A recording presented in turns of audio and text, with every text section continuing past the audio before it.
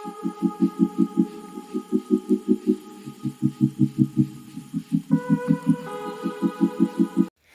ಎಲ್ಲರಿಗೂ ನಮಸ್ಕಾರ. ಪಂಚಮಸರಿ ಕನ್ನಡ ಜೊತೆ ಯೂಟ್ಯೂಬ್ ಚಾನಲ್ಗೆ ಸ್ವಾಗತ. ಎಲ್ಲರೂ ಹೇಗಿದ್ದೀರಾ?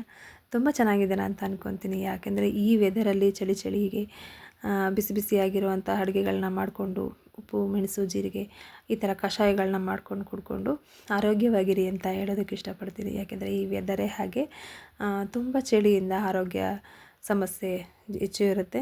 ಹಾಗಾಗಿ ನಮ್ಮ ಭಾರತೀಯದ ಸಂಸ್ಕೃತಿಯಲ್ಲಿ ಯಾವ ಕಷಾಯಗಳನ್ನ ನಾವು ಕುಡಿಬೇಕು ಅಂದ್ಕೊಂಡು ಆಯಾ ಕಷಾಯಗಳನ್ನ ಮಾಡ್ತಾ ಕುಡಿತಾ ಬನ್ನಿ. ಬಿಸಿ ಬಿಸಿಯಾಗಿ ಇಡ್ಲಿ ಜೊತೆ ನಾನಿವತ್ತು ರಕ್ತದ ಗುಜ್ಜು ಮತ್ತು ಮಟನ್ ಸಾಂಬಾರು ಮಾಡ್ತಾಯಿದ್ದೀನಿ. ಈ ಕ್ರಿಸ್ಮಸ್ ಪ್ರಯುಕ್ತ ಮನೆಯಲ್ಲೇ ಮಕ್ಕಳು ಎಲ್ಲರೂ ಮನೆಯಲ್ಲೇ ಇದ್ದಾರೆ ಅನ್ನೋ ಕಾರಣಕ್ಕೆ ಈ ರೆಸಿಪಿನ ನಿಮ್ಮ ಜೊತೆ ಶೇರ್ ಮಾಡ್ಕೊತಾ ಇದ್ದೀನಿ. ನಾನು ಫಸ್ಟಿಗೆ ರಕ್ತ ತಂದ ತಕ್ಷಣ ಅದಕ್ಕೆ ಸ್ವಲ್ಪ ಉಪ್ಪು ಉದುರಿಸಿ ಹಬೆನಲ್ಲಿ ಇದನ್ನು ಬೇಯಿಸ್ಕೊಂಡಿದ್ದೀನಿ. ಅದು ಸ್ವಲ್ಪ ಚೆನ್ನಾಗಿ ಬೆಂದ ಮೇಲೆ ಇದನ್ನು ಕಟ್ ಮಾಡಿಕೊಂಡು ಹೆಚ್ಚಿಟ್ಕೋಬೇಕು. ಅದಕ್ಕಿಂತ ಮುಂಚೆ ನಾನು ಮಸಾಲೆನ ರೆಡಿ ಮಾಡ್ಕೊತಾ ಇದ್ದೀನಿ. ಇದಕ್ಕೆ ಒಂದು ಅರ್ಧ ಹೋಳು ತೆಂಗಿನ ತುರಿ, ಒಂದು ಸ್ವಲ್ಪ ಮೆಣಸು, ಒಂದೆರಡು ಚಕ್ಕೆ ಮತ್ತು ಲವಂಗ ಹಾಕಿ ಅದಕ್ಕೆ ಒಂದು ತುಂಡಾಗಷ್ಟು ಶುಂಠಿ, ಸ್ವಲ್ಪ ಈರುಳ್ಳಿ, ಒಂದು ಟೊಮೊಟೊ, ಕೊತ್ತಂಬರಿ ಸೊಪ್ಪು ಅಷ್ಟೇ. ಜಾಸ್ತಿ ಮಸಾಲೆ ಐಟಮ್ಸ್ನ ಹಾಕಿದ್ರೆ ಇದು ರುಚಿ ಇರೋದಿಲ್ಲ. ಸಿಂಪಲ್ಲಾಗಿ ಇರಬೇಕು ಮಸಾಲೆ. ಇದನ್ನೆಲ್ಲ ಒಂದು ಜಾರ್ಗೆ ಹಾಕ್ಕೊಂಡು ಟೊಮೊಟೊ ಕೊತ್ತಂಬರಿ ಸೊಪ್ಪು ಎಲ್ಲ ಪ್ರತಿಯೊಂದನ್ನು ಒಟ್ಟಿಗೆ ಹಾಕ್ಕೊಂಡು ಇದಕ್ಕೆ 2 ಸ್ಪೂನು ಮಟನ್ ಸಾಂಬಾರು ಪುಡಿ ಮತ್ತು ಕಡಲೆ ಹಾಕ್ಕೋಬೇಕು. ನಾನು ಒಗ್ಗರಣೆಗೆ ಸ್ವಲ್ಪ ಈರುಳ್ಳಿ ಇಟ್ಕೊಂಡು ಇದಕ್ಕೊಂದು ಸ್ವಲ್ಪ ಹಾಕ್ಕೊಂಡಿದ್ದೀನಿ. ಕಡಲೆ ನಿಮಗೆ ಎಷ್ಟು ಬೇಕೋ ಅಷ್ಟು ನೋಡ್ಕೊಂಡು ಹಾಕ್ಕೊಳ್ಳಿ. ಹಾಕಿದ್ರೆ ಹಾಕ್ಬೋದು, ಇಲ್ಲ ಅಂದರೆ ಇಲ್ಲ. ಸಾಂಬಾರು ಸ್ವಲ್ಪ ಗಟ್ಟಿಯಾಗಿ ಬಂದರೆ ಗೊಜ್ಜು ಚೆನ್ನಾಗಿರುತ್ತೆ ಅಂತ ಹೇಳಿ ಕಡಲೆ ಸೇರಿಸ್ಕೊಂಡಿರೋದು. ಇದು ರುಬ್ಬೋ ಅಷ್ಟರಲ್ಲಿ ನಿಮಗೆ ಒಂದು ಕತೆ ಹೇಳ್ತೀನಿ. ನಾನು ಚಿಕ್ಕವಳಿದ್ದಾಗ ನಮ್ಮ ಅತ್ತೆ ಮನೆಗೆ ಹೋಗ್ತಿದ್ದೆ ರಜಕ್ಕೆ ಅಂತ ಹೇಳಿಬಿಟ್ಟು.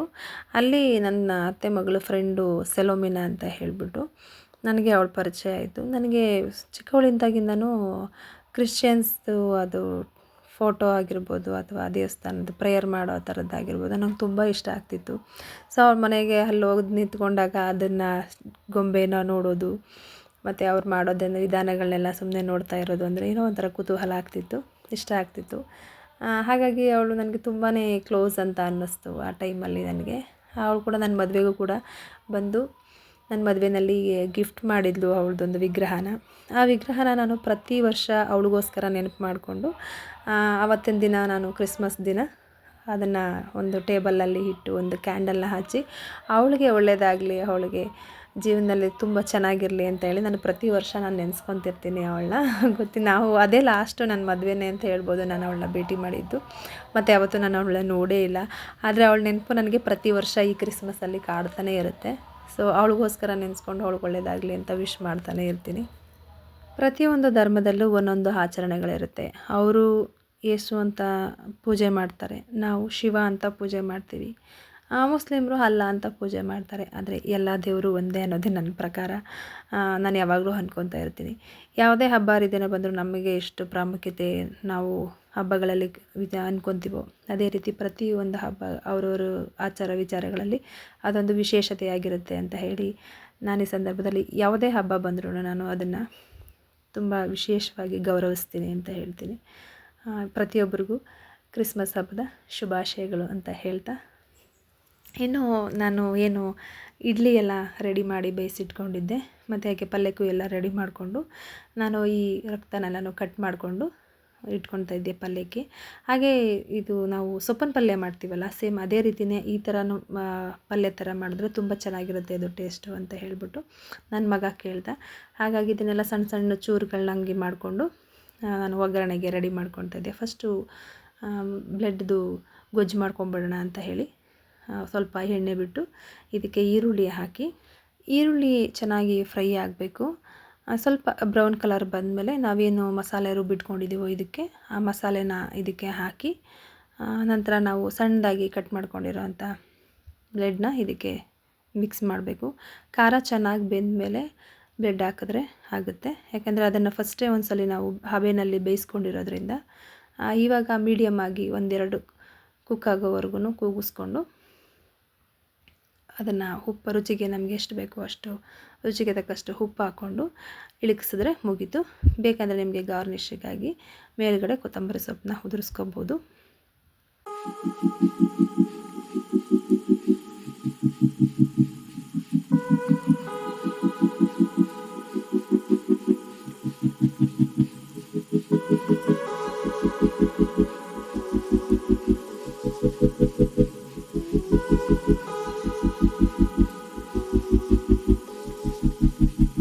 ನೆಕ್ಸ್ಟ್ ಡೇ ಗುರುವಾರ ಆಗಿರೋದ್ರಿಂದ ಕ್ಲೀನಿಂಗ್ ಮಾಡ್ಕೊಳ್ಳೋದಕ್ಕೆ ಸ್ವಲ್ಪ ಪ್ರಾಬ್ಲಮ್ ಆಗ್ಬೋದು ಅಂತ ಹೇಳಿ ನಂದು ಇನ್ನೊಂದು ಗ್ಯಾಸ್ ಇತ್ತಲ್ಲ, ಹಾಗಾಗಿ ನಾನು ಹಿಂದಗಡೆ ಅದನ್ನು ಸೆಟ್ ಮಾಡ್ಕೊಂಡಿದ್ದೆ ಅಡುಗೆ ಮಾಡೋದಕ್ಕೆ ಅಂತ ಹೇಳಿಬಿಟ್ಟು ಸ್ಟವ್ನೆಲ್ಲನೂ ಇಟ್ಕೊಂಡು. ಹಾಗಾಗಿ ಹಿಂಭಾಗದಲ್ಲಿ ಮಾಡ್ಕೊಳ್ತಾ ಇದ್ದೆ. ಅದಕ್ಕೆ ಸ್ವಲ್ಪ ವಿಡಿಯೋ ಮಾಡ್ಕೊಳ್ಳೋದ್ರಲ್ಲಿ ಕ್ಯಾಪ್ಚರ್ ಅಷ್ಟು ನೀಟಾಗಿ ಬಂದಿಲ್ಲ ಅಂತ ಅಂದ್ಕೊತೀನಿ. ನಿಮಗೆ ನೀರಿನ ಕ್ವಾಂಟಿಟಿ ಎಷ್ಟು ಬೇಕೋ ಅಷ್ಟು ನೋಡಿಕೊಂಡು ಉಪ್ಪು ಹಾಕ್ಕೊಂಡು ಇದನ್ನು ಒಂದು ಕುದಿಸ್ಬಿಟ್ಟು ಇಳಿಸಿದ್ರೆ ರೆಡಿ ಆಗುತ್ತೆ ಇದು. ನಂತರ ನಾನು ಮಟನ್ ಸಾಂಬಾರಿಗೆ ಅಂತ ಹೇಳ್ಬಿಟ್ಟು ಮಸಾಲೆ ರೆಡಿ ಮಾಡ್ಕೊಂಡಿದ್ದೀನಿ. ನಾನಿಲ್ಲಿ ಒಂದು ಅರ್ಧ ಹೋಳಷ್ಟು ತೆಂಗಿನಕಾಯಿ, ಮೆಣಸು, ಚಕ್ಕೆ, ಲವಂಗ, ಒಂದು 5ರಿಂದ 6, ಸ್ವಲ್ಪ ಕಡಲೆ, ಒಂದು 3 ಗೆಂಡೆಯಷ್ಟು ಬೆಳ್ಳುಳ್ಳಿ, 2 ತುಂಡಷ್ಟು ಶುಂಠಿ, ಅದಕ್ಕೆ ಒಂದು ಸಣ್ಣ ಟೊಮೊಟೊ ಹಾಕ್ಕೊಂಡಿದ್ದೀನಿ, ಕೊತ್ತಂಬರಿ ಸೊಪ್ಪು, ಮತ್ತು ನಾವೇನು ಮಟನ್ ಸಾಂಬಾರು ಪುಡಿ ಅಂತ ಹೇಳ್ತೀವಲ್ಲ 1 ಸ್ಪೂನ್ ಎಕ್ಸ್ಟ್ರಾ ತೊಗೋಬೇಕು. ನಾನು ಇಲ್ಲಿ 3.5 ಸ್ಪೂನ್ ತೊಗೊಂಡಿದ್ದೀನಿ 1 kg ಮಟನ್ಗೆ. ಅದಕ್ಕೆ ಈರುಳ್ಳಿ, ನಾವು ಈರುಳ್ಳಿನ ಫ್ರೈ ಮಾಡೋನು ಹಾಕೋಬೋದು ಅಥವಾ ಹಾಗೇನೂ ಹಾಕೋಬೋದು, ಅದು ನಿಮಗೆ ಹೇಗೆ ಅನಿಸುತ್ತೋ ಹಾಗೆ. ನಾನು ಹೀಗೆ ಹಾಕೋದು. ಒಂದೊಂದು ಸಲ ಬರೀ ಈರುಳ್ಳಿ ಮತ್ತು ಶುಂಠಿ ಮಸಾಲೆನ ಪೇಸ್ಟ್ ಮಾಡಿಕೊಂಡು ಅದನ್ನು ಕೂಡ ಸಪ್ರೇಟು ಕೂಗಿಸ್ಕೊಂಡು ಮಾಡ್ಕೊಳ್ತೀನಿ. ಜಾಸ್ತಿ ಕ್ವಾಂಟಿಟಿಯಲ್ಲಿ ಮಾಡಬೇಕು ಅಂತ ಅಂದಾಗ, ಸಿಂಪಲ್ಲಾಗಿ ಮಾಡಬೇಕು ಅಂದಾಗ ಡೈರೆಕ್ಟ್ ಎಲ್ಲನೂ ಹೀಗೆ ಹಾಕ್ಕೊಂಡು ರುಬ್ಕೊಂಡು ಮಟನ್ನ ಬೇಯಿಸ್ಕೊಂಡ್ಬಿಡ್ತೀನಿ. ಈರುಳ್ಳಿ ಶುಂಠಿನ ಸ್ವಲ್ಪ ಸಣ್ಣದಾಗಿ ಹೆಚ್ಕೊಂಡು ಕಟ್ ಮಾಡಿ ಹಾಕ್ಕೊಂಡೆ. ನಾವು ಇನ್ನು ಅದಕ್ಕೆ ಒಗ್ಗರಣೆಗೆ ಅಂತ ಸ್ವಲ್ಪ ಪುದೀನ, ಮೆಂತ್ಯ ಸೊಪ್ಪನ್ನ ಕಟ್ ಮಾಡಿ ಇಟ್ಕೊಂಡಿದ್ದೀನಿ. ಅದು ತುಂಬ ಚೆನ್ನಾಗಿರುತ್ತೆ ಟೇಸ್ಟು ಅಂತ ಹೇಳಿಬಿಟ್ಟು ಮಟನ್ಗೆ. ರುಚಿಗೆ ತಗಷ್ಟು ಮೊದಲೇ ಹೇಳಿದಾಗೆ ಒಂದು 3.5 ಸ್ಪೂನಷ್ಟು ತೊಗೊಂಡಿದ್ದೀನಿ ನಾನಿಲ್ಲಿ. ಮಟನ್ ಆಗಿರೋದ್ರಿಂದ ಖಾರ ಚೆನ್ನಾಗಿ ಹಿಡಿಬೇಕು ಅಂತ ಹೇಳಿ ಸ್ವಲ್ಪ ಜಾಸ್ತಿನೇ ಖಾರ ಹಾಕಿರ್ತೀನಿ ನಾನು, ಸ್ಪೈಸಿ ಬರಲಿ ಅಂತ ಹೇಳಿಬಿಟ್ಟು. ಇನ್ನು ಒಗ್ಗರಣೆಗೆ ಸ್ವಲ್ಪ ಎಣ್ಣೆ ಬಿಟ್ಟು, ಕುಕ್ಕರ್ಗೆ ಎಣ್ಣೆ ಬಿಟ್ಟು ಅದಕ್ಕೆ ಸ್ವಲ್ಪ ಈರುಳ್ಳಿ ಹಾಕಿ ಸ್ವಲ್ಪ ಬ್ರೌನ್ ಬಂದಾಗ ಅದಕ್ಕೆ ಸ್ವಲ್ಪ ನಾವು ಏನು ಕಟ್ ಮಾಡ್ಕೊಂಡಿರ್ತೀವೋ ಮೆಂತ್ಯ ಸೊಪ್ಪು ಮತ್ತು ಪುದೀನ ಸೊಪ್ಪು ಹಾಕಿ ಅದನ್ನು ಸ್ವಲ್ಪ ಫ್ರೈ ಮಾಡಿ ಸ್ವಲ್ಪ ಅರಿಶಿನ ಹಾಕಿ. ಇದಕ್ಕೆ ಅರಿಶಿನ ಹಾಕಿದ್ರೆ ಹಸಿ ಸ್ಮೆಲ್ಲು ಅಥವಾ ಆ ಘಮ ಏನಿರುತ್ತೆ ತುಂಬ ಚೆನ್ನಾಗಿರುತ್ತೆ ಮಟನ್ಗೆ. ಹಾಗಾಗಿ ಸ್ವಲ್ಪ ಅರಿಶಿನ, ಉಪ್ಪು, ಹಾಗೆ ಈರುಳ್ಳಿನ ರುಬ್ಬಿನೂ ಹಾಕೋಬೋದು ಇದಕ್ಕೆ, ಅಥವಾ ಹೀಗೆ ಡೈರೆಕ್ಟು ಹಾಕೋಬೋದು. ನಾವು ಜಾಸ್ತಿ ಕ್ವಾಂಟಿಟಿಲಿ ಮಾಡಿದಾಗ ಮೊದಲೇ ಹೇಳಿದಾಗೆ ನಾನು ರುಬ್ಬಿ ಕೂಡ ಹಾಕೋತೀನಿ. ಹೀಗೆ ಮಟನನ್ನ ಚೆನ್ನಾಗಿ ಇದು ಮಾಡಿ ಸ್ವಲ್ಪ ಉಪ್ಪು ಹಾಕಿ, ನೀರು ಹಾಕಿ, ನಿಮಗೆ ಮಾಂಸ ಯಾವ ರೀತಿ ಇದೆ ನೋಡಿಕೊಂಡು ಕೂಗಿಸ್ಕೊಳ್ಳಿ. ಏಕೆಂದರೆ ಕೆಲವೊಂದು ಮಾಂಸ ಬೇಗ ಬೆಂದು ಹೋಗುತ್ತೆ, ಕೆಲವೊಂದು ಮಾಂಸ ಬೇಯೋದಿಲ್ಲ. ಹಾಗಾಗಿ ನಾನಿಲ್ಲಿ ಒಂದು 3 ಕೂಗಿಸ್ಕೊಂಡಿದ್ದೀನಿ. ನಾನು ಬೆಳಗಿನ ಅಡುಗೆಗೆ ನಾಷ್ಟನ ರೆಡಿ ಮಾಡಿಬಿಟ್ಟಿರೋದಿದು. ಯಾಕಂದರೆ ನನ್ನ ಮಕ್ಕಳು ಬೆಳಗ್ಗೆಯಿಂದ ಸಂಜೆ ತನಕನೂ ಮನೆಯಲ್ಲೇ ಇರ್ತಾರಲ್ವ. ಇವತ್ತು ರಜಾ ಇದೆ ಅಂತ ಹೇಳಿಬಿಟ್ಟು ಇಡ್ಲಿಗೆ ಈ ಮಟನ್ ಸಾಂಬಾರು ಮತ್ತು ಗೊಜ್ಜು ನನ್ನ ಮಕ್ಳಿಗೆ ತುಂಬ ಇಷ್ಟ. ಹಾಗೆ ಅಪ್ಪನೂ ಬಂದಿದ್ರಲ್ವ ಅಂತ ಹೇಳಿಬಿಟ್ಟು ಬೆಳಗಿನ ತಿಂಡಿಗೆ ನಾನು ಇದನ್ನೇ ರೆಡಿ ಮಾಡಿಬಿಟ್ಟೆ. ತುಂಬಾ ಚೆನ್ನಾಗಿ ಬಂದಿತ್ತು.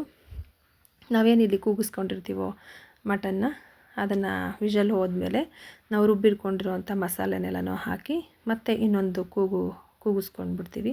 ಜಾಸ್ತಿ ಕ್ವಾಂಟಿಟಿಲಿ ಮಾಡುವಾಗ ನಾನು ದೊಡ್ಡ ಪಾತ್ರೆಯಲ್ಲೇ ಬೇಯಿಸ್ಕೊತೀನಿ. ಸ್ವಲ್ಪನೇ ಆಗಿರೋದ್ರಿಂದ ನಾನು ಕುಕ್ಕರಲ್ಲೇ ಕೂಗಿಸ್ಕೊಂಡೆ. ಹಾಗೆ ನಾನು ಸಣ್ಣದಾಗಿ ಬ್ಲೆಡ್ನ ಪುಡಿ ಮಾಡ್ಕೊಂಡಿದ್ನಲ್ಲ, ಅದಕ್ಕೆ ಅಂತೇಳಿ ಒಗ್ಗರಣೆ ಹಾಕ್ಕೊತಿರೋದು. ಸ್ವಲ್ಪ ಎಣ್ಣೆ ಬಿಟ್ಟು ನಾವು ಸ್ವಲ್ಪ ಮೆಂತ್ಯ ಸೊಪ್ಪು, ಪುದೀನ ಮತ್ತು ಈರುಳ್ಳಿ, ಹಸಿಮೆಣಸಿನ್ಕಾಯಿ ಎಲ್ಲವನ್ನು ಹಾಕಿ ಚೆನ್ನಾಗಿ ಫ್ರೈ ಮಾಡಬೇಕು. ಈರುಳ್ಳಿ ನಾನು ಒಂದು ದೊಡ್ಡ ಕಪ್ಪು ತೊಗೊಂಡಿದ್ದೀನಿ, ಅಂದರೆ ಒಂದು 4-5 ಈರುಳ್ಳಿ ಆಗ್ಬೋದು, ದೊಡ್ಡ ಈರುಳ್ಳಿ. ಅದಕ್ಕೆ ಈರುಳ್ಳಿನೇ ಜಾಸ್ತಿ ಇರಬೇಕು. ನಾವೇನು ಸೊಪ್ಪಿನ ಪಲ್ಯ ಒಗ್ಗರಣೆ ಮಾಡ್ತೀವೋ ಸೇಮ್ ಅದೇ ರೀತಿ. ನಿಮಗೆ ಬೇಕಂದರೆ ಮೇಲ್ಗಡೆ ಕಾಯಿ ತುರಿ ಹಾಕೋಬೋದು, ಇಲ್ಲ ಅಂದರೆ ಇಲ್ಲ. ನಾನಿಲ್ಲಿ ಕಾಯಿ ಆ್ಯಡ್ ಮಾಡಿಲ್ಲ, ಯಾಕಂದರೆ ಸಾಂಬಾರಲ್ಲೆಲ್ಲ ಊಟ ಮಾಡ್ತಿರ್ತೀವಲ್ಲ, ತುಂಬ ಕಾಯಿ ಆಗಿಬಿಟ್ರೆ ಊಟ ಮಾಡಿದ್ದೆಲ್ಲ ವಾಪಸ್ ಬಂದ್ಬಿಡುತ್ತೆ. ಹಾಗಾಗಿ ಜಾಸ್ತಿ ಕಾಯಿನ ಬಳಸಿಲ್ಲ ನಾನು. ಸೊ ಬೆಳಗಿನ ತಿಂಡಿಗೆ ಮಟನ್ ಸಾಂಬಾರು, ಇಡ್ಲಿ, ಗೊಜ್ಜು ಮತ್ತು ಪಲ್ಯ 3 ಕೂಡ ರೆಡಿ ಆಯಿತು. ಹಾಗೆ ಬೆಳಿಗ್ಗೆ ಮಕ್ಕಳೆಲ್ಲ ಚೆನ್ನಾಗಿ ಊಟ ಮಾಡಿದ್ರು. ಮಧ್ಯಾಹ್ನದ ಅಡುಗೆಗೆ ಬಿಸಿ ಗೀ ರೈಸು ಮತ್ತು ಅನ್ನ ಮಾಡ್ಕೊಂಡ್ವಿ. ರಾತ್ರಿ ಬಿಸಿ ಮುದ್ದೆಗೆ ಇದೇ ಸಾಂಬಾರನ್ನೇ ಊಟ ಮಾಡಿದ್ವಿ. ತುಂಬಾ ರುಚಿಯಾಗಿತ್ತು ಅಂತ ಹೇಳ್ಬೋದು. ಸೊ ಸಿಂಪಲ್ ರೆಸಿಪಿ ಡೇ ಆಗಿತ್ತು ಇವತ್ತು ಅಂತ ಹೇಳ್ಬೋದು. ಪ್ರತಿಯೊಬ್ಬರಿಗೂ ಈ ರೆಸಿಪಿ ಇಷ್ಟ ಆಗಿದರೆ ಲೈಕ್ ಮಾಡಿ, ಶೇರ್ ಮಾಡಿ, ಸಬ್ಸ್ಕ್ರೈಬ್ ಆಗೋದನ್ನು ಮರಿಬೇಡಿ. ಪ್ಲೀಸ್ ಸಬ್ಸ್ಕ್ರೈಬ್ ಮಾಡ್ಕೊಳ್ಳಿ ಅಂತ ಹೇಳ್ತಾ ಎಲ್ರಿಗೂ ಹ್ಯಾಪಿ ಕ್ರಿಸ್ಮಸ್. ನಮಸ್ಕಾರ, ಧನ್ಯವಾದಗಳು.